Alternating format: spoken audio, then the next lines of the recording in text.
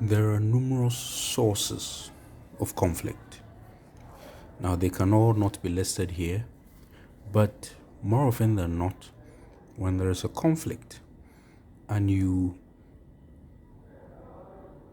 investigate deeper into the reason behind the conflict, you would realize that they more often than not fall within one of these listed here, one of these four listed here. So, what are these four sources of conflict that we're talking about? That is the economic conflict, value conflict, power conflict, and role conflict. So, let's begin with economic conflict. Economic conflict involves competing motives to attain scarce resources. So, scarce or scarce, you pick how you would want to pronounce it. So, when there are scarce or scarce resources, it can bring about conflict. That kind of conflict or that source of conflict is economic. Now, when we say resources, yes, money is part, but it is not always about physical cash. Yeah, resources can even be chair. Yeah, something as simple as a chair where let's say you go for a class. Yeah, let's say it's time for face to face, and you enter a class and there's no seat, and you decide to go into another classroom to pick a seat, and then you try lifting the seat and somebody just grabs the seat and says, no, I will not let you go. Now that resource or that commodity is scarce, and because of that there is conflict. So, economic conflict, or when we say resources, doesn't necessarily mean money. Take, for instance, the issue of land guards in this country. People are fighting over land. Land is scarce. Now, one would say, nah, plenty land in Ghana here. Why are they fighting? When you are going to Accra Kumasi Road, plenty land. Why are they not going there? But remember, people look for land that is closer to their job, their family, certain kinds of civilization. So there is often struggle between individuals in the society, or by society I mean Ghana here, as to where somebody can purchase a land. And a lot of the landowners have realized this too. So sometimes they sell land to more than one person, and then this one decides, Charlie, let me go and look for land guard, go and put it on the land, so that So all those things are sourced from economic conflict. So they all want to attain the very scarce resources that exist. Sometimes even in the office, your boss might say, sales team, the first person to, let's say, get us 5 clients will receive, let's say, 40% bonus. The next person to get to the 5 will receive 20% bonus. So what that means is people may be fighting for the first position. So sometimes somebody might even steal another person's client. The person calls, the other salesperson is not there, and then he says, oh, he has left the company. I am now in charge. So please let me come and close the deal for you. You understand? Because everybody wants to get that scarce resource, which is in this case money. We have value conflict. Now, I think the earlier example I gave says involves incompatibility in ways of life, ideologies, the preferences, principles, and practices that people believe in. And earlier I gave an example of, in the previous video, in the introduction to conflict, I gave the example of someone who was with friends and they were teasing an elderly person. So sometimes conflicts can arise out of competing values or ideologies. Yeah. And one very common example we see is in the arena of religion. In the arena of religion. You take, for instance, I'm sure you have read and you have heard of the Crusades. So basically, that was somewhere 1100 BC. Yeah, and it went on for about 200 years, fighting between Christians and Muslims because they were all trying to get the whatever land and all those things and their religious artifacts. So you realize that even though it's a value conflict, you are now seeing some economic conflict reasoning in here too. But yes, so they fought for over 200 years trying to killing each other because this one says it is Muhammad and this one says this is Jesus. You know, so because they have differences in values or way of life, how things should be, the conflicts can arise. Sometimes too, even in our relationships with the opposite sex. A gentleman will say, I don't want to have sex until after marriage.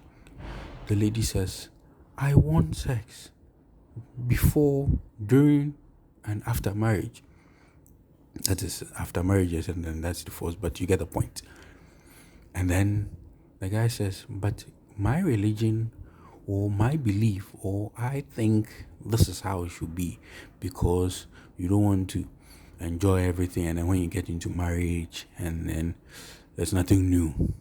That is his value, that is his outlook on life when it comes to sex and marriage and sex and relationship. And the woman too says, what if we get there and I'm not enjoying what you're doing? Then what, I'm stuck with you for life? So you realize she also has her own values. And then there's a conflict. So I hope you get the idea of what the value conflict is about with these examples. And then we have power conflict. Power conflict. It happens when each party wishes to maintain or maximize the amount of influence that it exerts in the relationship and the social setting. So you see the word power. So they want to maintain, if somebody wants to maintain the power that he or she has, or wants to increase or maximize the power or influence that they have, conflict can arise. For instance, you may be a group of friends and somebody in the group is, let's say, the one that everybody listens to. So it's like the leader of the group. And then a fourth party joins or a fifth person joins. And that person happens to be someone who is also smart, and some members of the group now want to listen to that person too. Now what will happen is person one, the one who people used to listen to, would want to maintain his or her influence in the group,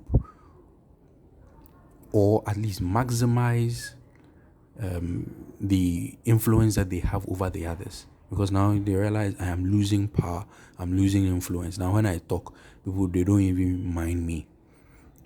They listen to that other person.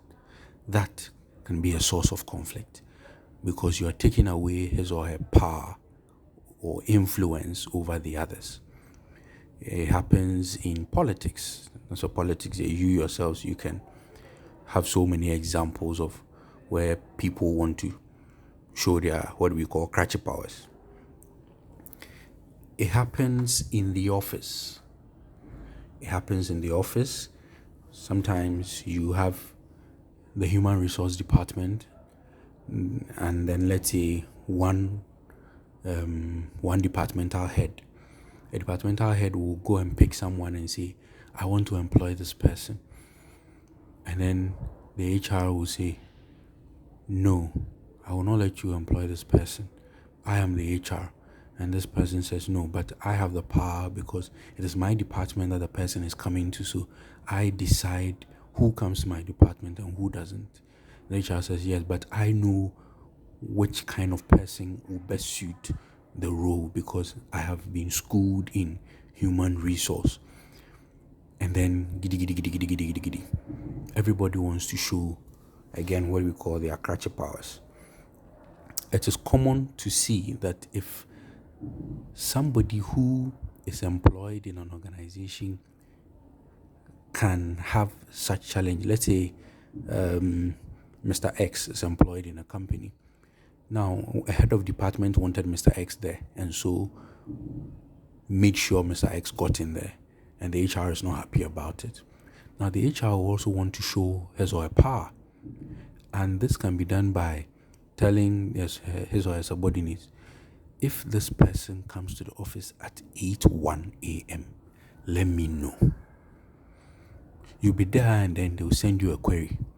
The whole of this month, you have been coming late, and if you don't give any good reason, then they are going to sanction you. So you do want to show you power. And then the head of department will also say, what do you mean? You know what? All the times this person came late, 8:01, 8:15, 8:10, I sent him or her to go and buy this thing for me. So he or she was still working, So that kind of power conflict can happen in the workplace. And sometimes we have such conflicts even in marriage, where the man or the woman would want to exert their power or influence over the other. You have plenty of examples of that. Finally, we will look at role conflict. Now, role conflict happens as a result of different roles and goals in the society. Different roles and goals in the society. More often than not, every individual you come across has different roles they are playing in the society. Now, what do I mean? More often than not, if you meet, let's say, your lecturer, it is likely the lecturer is playing the role as a husband at home. I'm talking about a male lecturer, or if it's a female, a wife at home. The person is functioning as a lecturer in the office.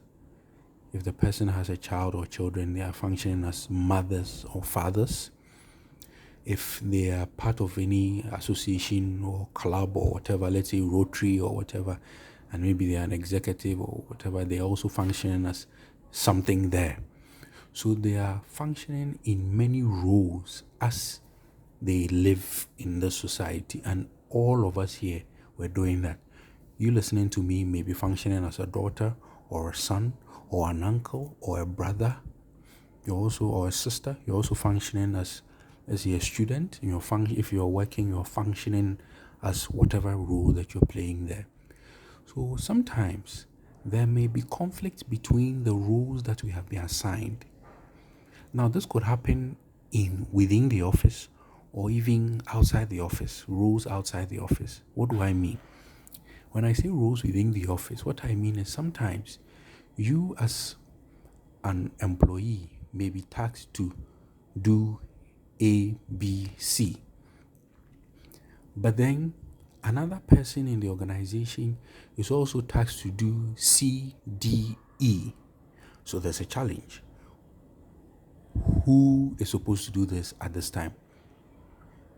When there's a crisis in the organization, is it the PR who is supposed to talk, or is it the CEO who is supposed to talk, because of how the organization has been set up?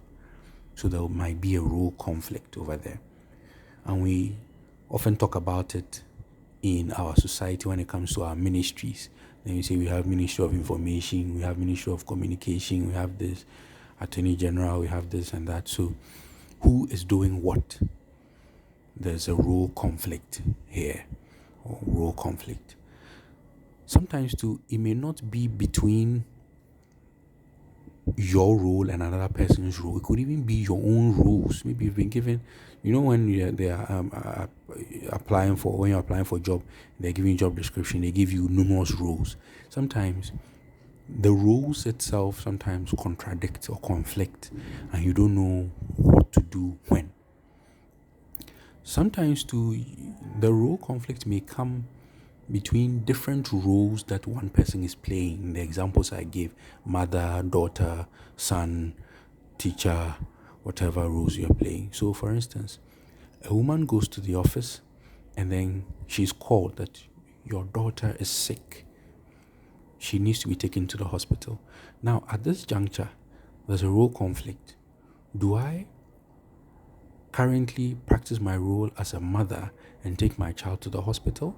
Or should I continue focus on my role as a manager or whatever role you're holding in the office and continue doing my work? You see the thing? Sometimes a woman might wonder, it is 6 p.m., but my boss says I have to do this report before I go home. Meanwhile, my husband is also at home waiting for me, and I have to go and do wifely duties. Or a man is giving a task in the office, and he has to travel for certain days. Meanwhile, he has roles to perform at home for his wife and for his children. And now he doesn't know which one he should prioritize.